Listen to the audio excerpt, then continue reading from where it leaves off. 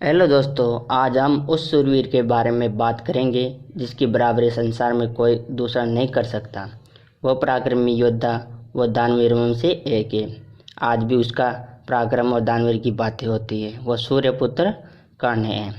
कुंती को दुर्वासा ने आशीर्वाद दिया था कि तू जिस देवता का स्मरण करके पुत्र की कामना करेगी तो तुझे पुत्र प्राप्त हो जाएगा। तो माता कुंती ने सूर्य देव की आराधना की, जिससे उसे पुत्र की प्राप्ति हुई और वह तब से सूर्यपुत्र कहलाने लगा। उसके पुत्र के साथ कवच और कुंडल साथ में आए थे जन्म के साथ। एक दिन उनके पिता उसे शिक्षा दिलवाने के लिए गए। गुरु द्रोणाचार्य के पास ले गए, लेकिन गुरु द्रोणाचार्य ने उसे मना कर दिया क्योंकि वह शुद्ध पुत्र था।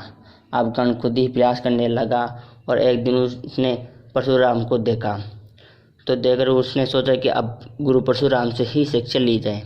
तब गुरु परशुराम ने भी उसे आज्ञा दे दी और वह उस शिक्षा लेने लगा।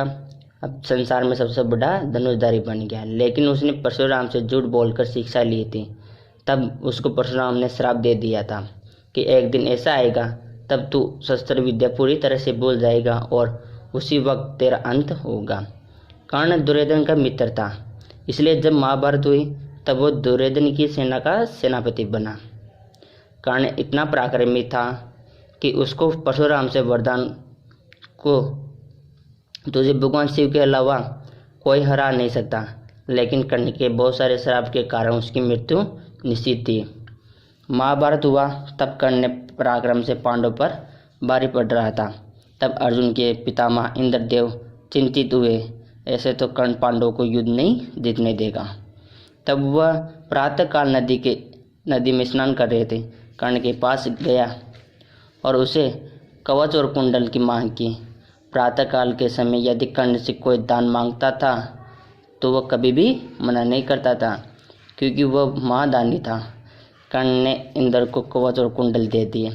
कवच और कुंडल मिलने के बाद इंद्र ब्राह्मण के रूप से हटकर अब स्वयं के रूप में आ गए थे और उससे वरदान मांगने को कहा।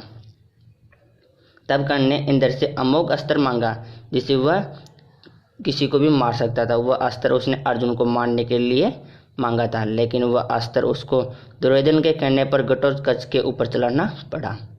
महाभारत के एक दिन बहुत भयंकर कर्ण और अर्जुन के मध्य युद्ध हुआ। तब अर्जुन ने अपने बाण से कर्ण का रथ बहुत दूर भेज दिया और दूसरी ओर कर्ण ने अर्जुन का रथ केवल 2 कदम दूर भेजा। कर्ण का पराक्रम देखकर श्री कृष्ण उसकी बड़ाई करने लगे। तब अर्जुन बोला, माधव, मैंने कर्ण का रथ बहुत दूर भेजा, तब आपने कुछ नहीं बोला और कर्ण ने मुझे केवल 2 कदम दूर ही भेजा, तब आप उसकी प्रशंसा कर रहे हैं।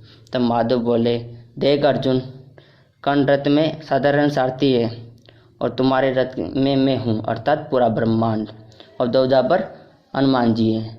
अब तू बता, उसकी प्रशंसा करूँ या नहीं? उसने पूरा ब्रह्मांड हिला दिया।